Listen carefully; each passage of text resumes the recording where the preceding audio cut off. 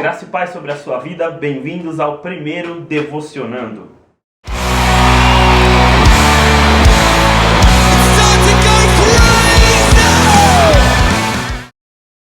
Glória a Deus, graça e paz. Então, nesse primeiro vídeo, quero trazer uma palavra de Deus para a sua vida.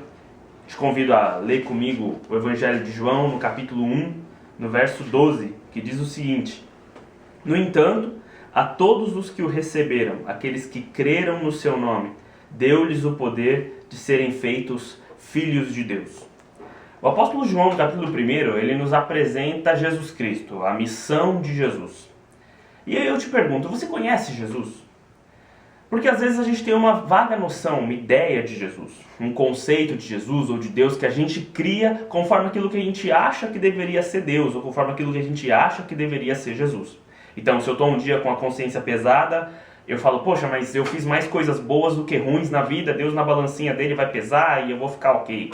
Ou em alguns casos, a gente tem uma noção mais distante de Deus, que a gente lembra em algum momento de crise, algum momento de desespero, mas sem de fato saber quem é Deus, como ele se revela e quem é Jesus Cristo.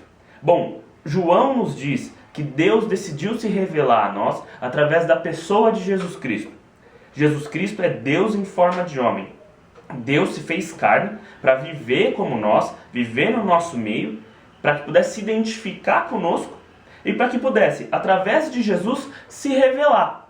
Então, ainda que muitas vezes a gente ache que conhece Deus porque nós acreditamos que Deus existe, ou a gente acha que tem uma relação com Jesus simplesmente porque a gente acredita que ele veio, ou que ele existe, ou que foi uma pessoa importante, isso não faz com que nós sejamos considerados filhos de Deus. E aí João dá a receita. Como é que eu sou considerado filho de Deus? Ele diz, ora, todos aqueles que o receberam e aqueles que creram no seu nome. Se você ler a Bíblia como um todo, vale lembrar que Bíblia vem do original Biblos, que é coletânea de livros. Com isso, Deus já está dando a dica para a gente. A Bíblia tem que ser entendida na sua coletânea, na sua completude. Se você ler a Bíblia na sua completude, você vai entender que para Deus, a palavra crer, a palavra receber, ela vai além de simplesmente admitir a existência de Deus, ou admitir a existência de Jesus. Então, se eu de fato creio em Jesus, no ponto de vista da Bíblia, isso implica fazer o que ele manda, fazer o que ele orienta. Então, é impossível eu de fato ser de Deus se eu simplesmente acredito que ele existe. Se eu simplesmente admito, ou em algumas hipóteses como os agnósticos, por exemplo, eu não sei se existe ou não existe e eu respeito quem acredita. Não, isso não basta. Para que eu seja considerado filho de Deus, eu preciso ter um contato com Deus. Senão fica como um namoro à distância. Você fala que tem uma namorada, você se corresponde com ela, mas você não a conhece, você não sabe quais são os hábitos dela, você mal a vê, mas você fala, não, eu tenho uma namorada. Você é compreendido? Sou, eu tenho uma namorada, eu tenho um namorado. Mas o que ela gosta? Come o quê? Que lugares frequenta? Que músicas gosta? Você não sabe. Então, se eu disser simplesmente, eu acredito em Deus, sem entender o que Deus pensa, o que Deus quer, o que Ele deseja, a minha relação com Deus está prejudicada. Então, para que eu possa de fato ser filho de Deus, a Bíblia me ensina. Eu preciso receber e crer na pessoa de Jesus Cristo. E como eu falei, no contexto bíblico, crer implica em não só admitir a existência, mas fazer o que Jesus me ensina. Jesus disse assim para os seus discípulos: Eu não chamo vocês mais de servos, chamo de amigos. Vocês são meus amigos quando fizerem o que eu vos mando. E o que Jesus nos manda? Jesus nos manda o que está na palavra. Então é impossível eu ter um contato com Deus sem ter um contato com a palavra. Talvez nessa hora você lembre da sua Bíblia que está tomando pó na prateleira ou aberta em algum salmo, um salmo importante que você goste ou que sua mãe gostava, etc. Está na hora de a gente tirar o pó da nossa Bíblia, ler a Bíblia, porque é através dela que Deus se faz revelar. As Escrituras Sagradas são a forma que Deus escolheu para se fazer conhecido por nós. E não só na Bíblia, mas a partir do momento que eu creio e recebo Jesus, o Espírito de Deus passa a habitar em mim e atesta no meu coração as coisas da Bíblia. Então eu te pergunto, você conhece Jesus? O Jesus da Bíblia? Você conhece Deus, o Deus do Evangelho? João vai nos apresentar um Jesus que veio para um propósito. Ele veio para ser luz do mundo. Para a gente pode parecer um conceito meio distante essa questão do pecado. né? Ah, eu sou uma pessoa boa, eu nunca prejudiquei ninguém.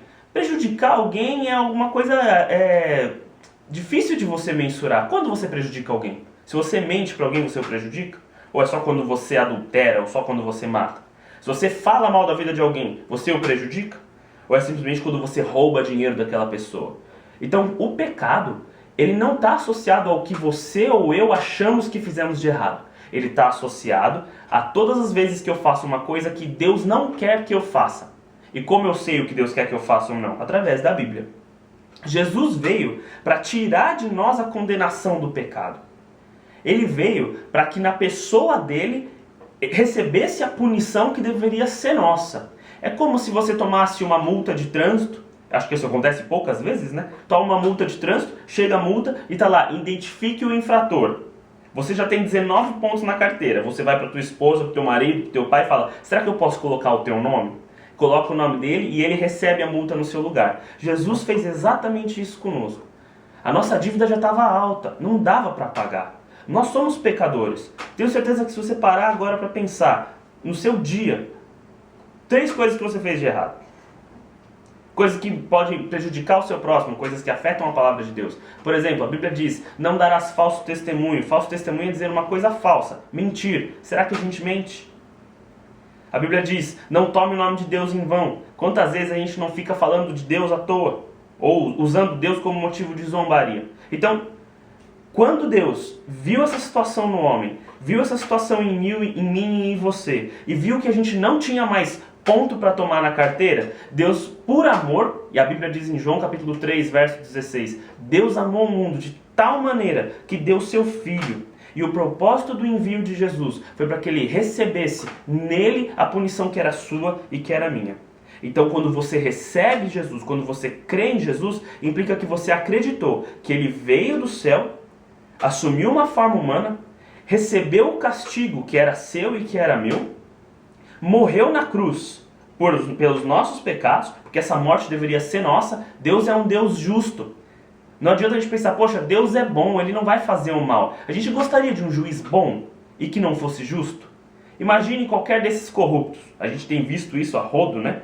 Vai até o juiz e o juiz fala, eu sou um juiz tão bonzinho, quer saber, se você estava envolvido em corrupção, em lavagem de dinheiro, mas tudo bem, vai para casa. A gente ficaria satisfeito?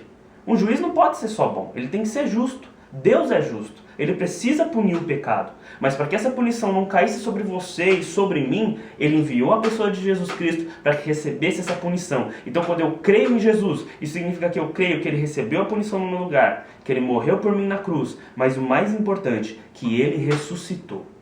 Isso faz com que Jesus fique acima do patamar de qualquer profeta ou de qualquer pessoa sábia que a gente considere na nossa geração. Jesus ressuscitou ao 3º dia, está à direita do Pai e a Bíblia promete que ele voltará. Mas isso a gente fala mais pra frente. O importante hoje é entender essa manifestação de Deus através de Jesus Cristo para perdoar o seu pecado e o meu se chama graça. Graça é receber uma coisa que eu não mereço. Graça é o favor imerecido. Nós não merecíamos o perdão, nós não merecíamos essa aproximação com Deus, mas Deus nos amou tanto que usou de graça e deu Jesus para receber a punição no nosso lugar. Por isso, nessa hora, se você quer de fato ser um filho de Deus, se você quer de fato ter um relacionamento com o Senhor Jesus, eu te convido a meditar nessa verdade. Acredite não só que Deus existe, isso não basta.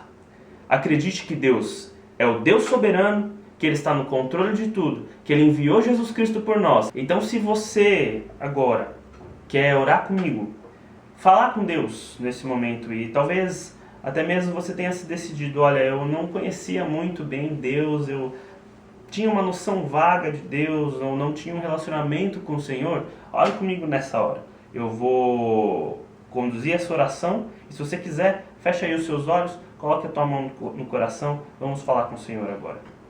Senhor, em nome de Jesus, Pai, nós oramos a Ti.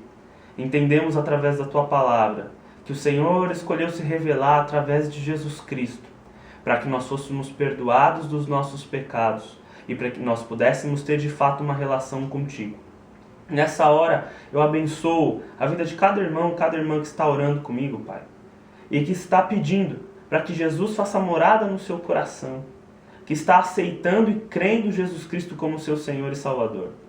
Pai, eu te peço, nos ensina mais e mais a cada dia sobre a Tua Palavra e que nós possamos ler a Bíblia para conhecer mais do Senhor. Em nome de Jesus. Amém e amém. Deus te abençoe em nome de Jesus Cristo. Faça aí seus comentários, mande pelo Twitter, Facebook, comente aqui na página do YouTube. Vamos até o próximo Devocionando em nome de Jesus.